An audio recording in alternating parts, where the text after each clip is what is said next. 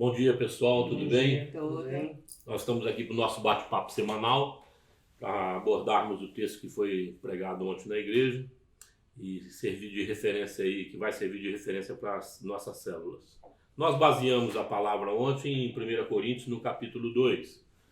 E gostaríamos de dar ênfase aqui no verso 12 ao 16, fazemos a leitura, que é muito importante, que para mim é o cerne do contexto, né?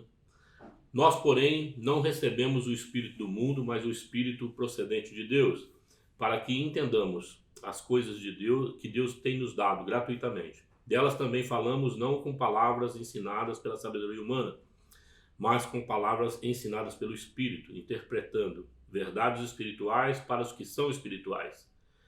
Quem não tem o Espírito não aceita as coisas que vêm do Espírito de Deus, pois lhes são loucura, e não é capaz de entendê-las, porque elas são discernidas espiritualmente. Mas quem é espiritual discerne todas as coisas, e ele mesmo por ninguém é discernido. Pois quem conheceu a mente do Senhor para que possa instruí-lo? Nós, porém, temos a mente de Cristo. Amém. Esse texto a gente abordou para falar sobre a necessidade de pensarmos como servos de Jesus. E dentro desse processo nós abordamos 3 aspectos. O primeiro, dependência de Deus. O segundo, viver sob a revelação de Deus.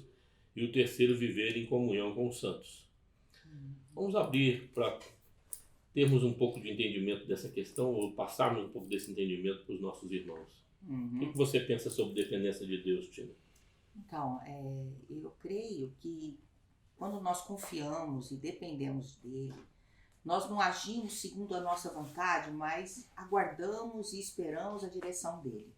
É interessante que no texto, e você também falou, que o apóstolo Paulo falou que ele não foi até os Coríntios com palavras de persuasão humana, mas sim com o poder de Deus. Eu acredito muito nisso, que às vezes nós ficamos com tantas reservas de pregar o evangelho, né, achando que precisa ter palavras bonitas, muito conhecimento, não.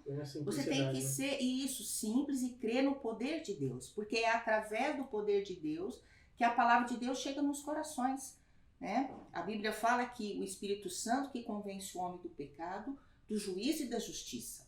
Nós somos só um instrumento, é isso que nós devemos ter, dependência de Deus. Essa dependência ela deve ser demonstrada através da nossa própria opção de vida, o estilo de vida, né? Falamos um pouco sobre humildade, Simplicidade, né? Simplicidade, e também assumirmos a nossa fragilidade, porque sem Deus a gente não pode fazer coisa alguma, não é verdade? Então é fundamental que esse estado de ser faça parte de uma pessoa que deseja ter a mente de Cristo, ou pensar como Cristo pensava. Verdade. Nós falamos também sobre viver sob a revelação de Deus, Marcos. O que você pensa sobre? Essa questão da revelação, viver sob a revelação de Deus, eu acredito que muda bastante a questão da nossa visão. Se nós olharmos como os 3 pontos que o senhor comentou lá, quando a gente baseia na nossa visão, nós somos limitados, né? A nossa mente, a nossa visão, o nosso ouvido, ele tem limitações. Mas quando a gente vive baseado na revelação de Deus, a gente tem os horizontes ampliados, né? E uma frase que o senhor falou que eu gostei muito é que quando a gente anda segundo a nossa visão, a gente acaba sendo servos infrutíferos. Porque a gente tem limitações, né? Os nossos olhos têm limitações, a nossa mente tem limitação. A gente precisa, vamos pensar, se usar uma palavra, pensar grande no Senhor, né? Olhar com os olhos de Deus para aquilo que a gente está vivenciando, e assim nós vamos viver. Esse é um servo, né? Como até quando Paulo queria ir para uma direção, achando que era a direção correta para fazer missões, o Espírito Santo falou para ele, não, você vai para Macedônia. E ele até resistiu no primeiro momento, né? Porque precisa andar por revelação, né? A obra de Deus não tem como ser feita nessa visão humana, porque é muito pequena, né, Léo? É uma visão muito tacanha, né?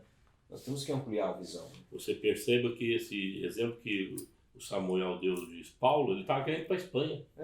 Mas a Espanha não estava dentro do propósito do Espírito Santo para a vida dele. Não era o momento da Espanha. Não era o momento da Espanha naquela ocasião, era da Macedônia.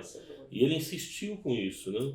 Então, de fato, a Bíblia está carregada de exemplos que nós precisamos, de fato, andarmos sob revelação de Deus. Falamos também fazer a vontade do Espírito, né? Esse é o grande desafio, né? Há uma expressão no texto que ele vai falar que olho nenhum viu, ouvido nenhum ouviu, mostrando que a limitação do ser humano tem que ser assumida. Nós não temos condição de andarmos a partir dos nossos sentidos, temos que andar a partir da revelação de Deus. Aquilo que você falou, não sabemos o que vai acontecer daqui a 2 minutos. Não sabemos. Não sabemos. Né? Como é que a gente quer, às vezes, ter a prepotência de andar segundo a nossa percepção? É verdade. Falamos também sobre viver em comunhão com os santos, como isso é importante para a vida da igreja e o amadurecimento dos santos. O que você pensa a respeito, Samuel? Eu vejo que essa questão da comunhão genuína era uma marca da igreja primitiva. Com certeza. Está claro em Atos dos Apóstolos. Socorriam uns aos outros. Ninguém passava necessidade. Isso é extraordinário, né? É valorização do outro, saber que o outro é importante. Essa interdependência dos dons do corpo, né? Eu preciso de você. Não dá para ter carreira solo no reino de Deus. Verdade. Jesus mesmo mostrou isso. Ele chamou 12 para andar com ele. Podia ter feito obra sozinho.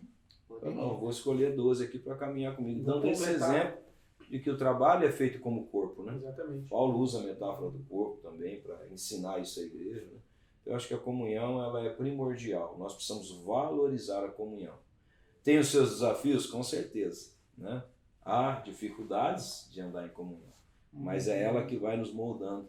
E nos faz crescer, né? A palavra fala que como é que é? O ferro afia o ferro, como é que é? Não estou lembrado agora direito do texto lá, mas né? É um afiando o outro, né? Eu acho isso aí. E essa partilha dos dons espirituais que acontece dentro da comunhão, Importantíssimo. projeto de Deus para nossas vidas, para a vida da igreja. Né? Nós devemos participar de uma maneira interativa, comprometida em servir o nosso irmão a partir dos dons que temos recebido e com excelência. Se a gente pensar na questão da humildade que você falou no início, né? Não tem super crente. O cara acha que ele tem todos os dons, que ele é. Não, nós temos que ser humildes e entender que eu preciso do outro. A palavra interdependência, né? Eu preciso. É nesse ambiente de dependência de Deus, de viver sob a revelação e também a comunhão dos santos é que o Espírito age poderosamente. Nós enfatizamos como a igreja primitiva valorizava a ação e o direcionamento do Espírito Santo. Então o Espírito Santo nos ajuda a lembrar de tudo que nós temos aprendido, lido. Né, ele vai colocar na nossa boca o que nós temos que falar. Ele também coloca na nossa boca, aliás, a demonstração é não se preocupe com aquela hora ou com aquele momento, ou seja, que você precisa falar da palavra de Deus, ele vai colocar palavras nos seus lábios. Também fala do Espírito Santo como agente promotor de sinais e prodígios. Né? Você vê que Paulo está indo para Éfeso, ele encontra um grupo e fala assim, vocês receberam o Espírito Santo? Mas nós nem ouvimos falar. Então ele vai lá e frisa a importância de ser habitado pelo Espírito. Também essa questão de valorização do ser humano, né? Nós somos transformados pelo milagre da cruz, do sangue de Jesus Cristo, pela graça de Deus, em templos vivos. Verdade. O que vocês pensam a respeito dessa questão de sermos igreja viva? Eu penso assim que esse despertar para a presença do Espírito Santo é tão importante, porque senão Jesus não teria frisado isso. Eu vou para o Pai, mas eu vou enviar um Consolador, né? O Espírito da verdade, que vai guiar vocês. Então, nós não estamos órfãos, né? Mas às vezes a gente parece que quer andar, né, dessa maneira, não valorizando a presença do Espírito Santo. O Espírito Santo é Deus, né? Não é uma força, não é uma emoção, não é um arrepio, não, ele é Deus presente. Aleluia, louvado seja Deus por isso. Verdade, e tem que haver o desejo, sabe? Arder o desejo de querer mais de Deus, né? Querer mais a presença, querer ter mais experiência. Ele fala naquela passagem, peça e será dado. Então, há essa necessidade de nós desejarmos. Às vezes você vai querer, não, para mim tá bom. Não, a gente não pode se acomodar. Nós temos sempre que querer mais de Deus, mais do Espírito Santo. Amém. Amados irmãos, nós frisamos que é necessário fazermos aí, ou termos uma construção no relacionamento de intimidade com o Espírito Santo. Diariamente buscarmos ler a palavra, orarmos, estarmos em comunhão uns com os outros para aferir as coisas espirituais que Deus tem nos ensinado, mutuamente, uns aos outros, cuidarmos uns aos outros e edificarmos uns aos outros. Que no nome santo de Jesus o Espírito Santo te conduza poderosamente nesta semana, use grandemente a sua vida em meio aos seus familiares, seus amigos, Com certeza Deus quer fazer em você e a partir de você uma obra extraordinária. Amém. Que Deus te abençoe em nome de Jesus. Amém.